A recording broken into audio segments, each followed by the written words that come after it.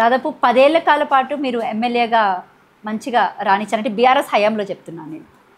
10 ఏళ్ల కాలం పాటు ప్రజల్లో ఎక్కడ కూడా అంత అసంతృప్తి లేకపోతే నిరసన సెగలు ఇలాంటివి పెద్దగా కనిపించేవి కాదు మీరిక్కడ ఎమ్మెల్యేగా ఉన్న టైంలోని. బట్ ఈ మధ్య కాలంలో మంచిర్యాల నియోజకవర్గానికి వస్తే అసలు అంటే టీవీ ఛానల్ ఓపెన్ చేసిన, యూట్యూబ్ ఓపెన్ చేసిన బ్రేకింగ్ న్యూస్ అని బాగా పడుతూ ఉంది. ఇటు ప్రేమ్ సాగర్ మీద మీరు చేసేటువంటి ఆరోపణల విషయానికి వస్తే అలాగే ప్రజల్లో కూడా తీవ్ర వ్యతిరేకత కనపడుతుంది. ఎందుకంటారు అసలు? ప్రధానంగా ఎన్నికల ముందు కాంగ్రెస్ పార్టీ అమలు కానీ హామీలు ఇచ్చి ప్రజల్ని ఆకర్షించారు. ప్రజల్ని ఆకర్షించిన తర్వాత ప్రజలు కూడా ఏమనుకున్నారు, ఇంకా మేలుగా మనకు జరుగుతుంది అనేది ప్రజలు బాగా ఆలోచించారు. అందులో ముఖ్యంగా పెన్షన్ పెంచే కార్యక్రమం ప్రధానంగా 2000 నుంచి 4000, 4 నుంచి 6000 అనే కార్యక్రమం. నిరుపేదలైన మహిళలకు ఒక్కొక్కరికి 2500 ఇస్తామన్న తర్వాత బాగా ఆకర్షితులయ్యారు. ఆనాడు బీఆర్ఎస్ ప్రభుత్వము రైతు బంధు కింద మనము 5000 కార్యక్రమం ఇస్తే వాళ్ళు 7,500 ఎకరానికి ఇస్తామన్న మాట మాట్లాడారు. అదే కాకుండా నిరుద్యోగ యువకులకు వాళ్ళు కూడా మరి ఒక్కొక్కరికి 4000 రూపాయలు ఇస్తామని కూడా చెప్పడం జరుగుతుంది. ఇవన్నీ చెప్పిన తర్వాత ప్రజలకు ఏమనిపించింది, మనకు మేలు జరుగుతుందనే ఆలోచన ఓటర్స్ అందరికీ రావడం జరిగింది. కాంగ్రెస్ పార్టీ కూడా ఏ రకంగా పోయింది, బాండ్ పేపర్లు సంతకాలు చేసే దిశగా సంతకాలు చేసి కూడా ఇవ్వడం జరిగింది. సాధారణంగా ప్రజలు నమ్ముతారు, ఏదన్నా మాట చెప్తే నమ్ముతారు, దానికి ఆ రకంగా ఓటేయడం జరిగింది. ఓటేసిన తర్వాత అసలు వాస్తవంగా చెప్పాలంటే ఇప్పుడు నేను చెప్పినవన్నీ తులం బంగారం, ఆడపిల్లల పేరు తులం బంగారం.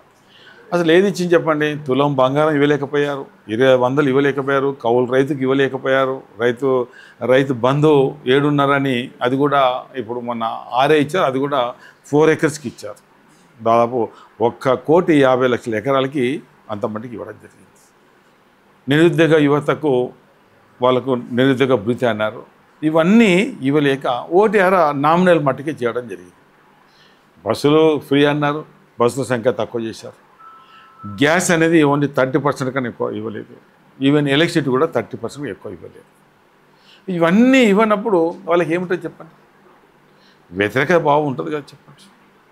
ఆ వ్యతిరేకత భావము ఏమొచ్చింది, కేసీఆర్ గారు ఉన్నప్పుడు బాగుండే, ఇప్పుడు బాగలేదు అనేది ఒకటి ప్రజల్లో బాగా రావడం జరిగింది. ఆనాడు కరెంట్ అనేది వ్యవసాయ రంగాన్ని కానీ, ఇంటి వసతులు కానీ, ఇండస్ట్రీ కానీ ఎక్కడ కూడా కరెంట్ డిస్టర్బ్ కాలేదు. మనం చూస్తున్నాం, కరెంటు కూడా పోయింది. కరెంటు పోయింది. అట్లా కాంగ్రెస్ ప్రభుత్వము ఇంకా ఎన్నో, అంటే ఈవెన్ రైతు బీమా కానీ ఇవన్నీ ఇవ్వలేకపోయారు. కరెంటు విషయంలో ఆనాడు కేసీఆర్ గారు ఉన్నప్పుడు ఈవెన్ 1 minute కూడా పోలేదు. గవర్నమెంట్ ఏర్పడిన తర్వాత 14లో విత్ ఇన్ ద 6 months తర్వాత 9 ఏళ్ల కాలంలో ఎక్కడ కూడా కరెంటు పోని సందర్భం. అదే కాకుండా రైతులకు వరికి బోనస్ అన్నారు, అది ఇవ్వలేకపోయారు, సన్నవడ్లకు అన్నారు. అంటే అన్ని విధాల మోసం చేశారు. కాబట్టి ప్రభుత్వం మీద వ్యతిరేక భావం పెద్ద ఎత్తున రావడం జరిగింది. దానికి తోడు ఎంతో ప్రాధాన్యత గల కాళేశ్వరం ప్రాజెక్టు కాస్త క్రాకేస్తే అది ఎన్నికల ముందు నవంబర్ మాసంలో వాస్తవంగా దాన్ని ఇమ్మీడియట్గా మనకు ఒక 5-6 మాసాలు సమ్మర్ టైం ఉండే, లాస్ట్ ఇయర్ రిపేర్ చేయలేకపోయారు. ఇప్పుడు సమ్మర్ టైం ఉండే, రిపేర్ చేయలేకపోయారు.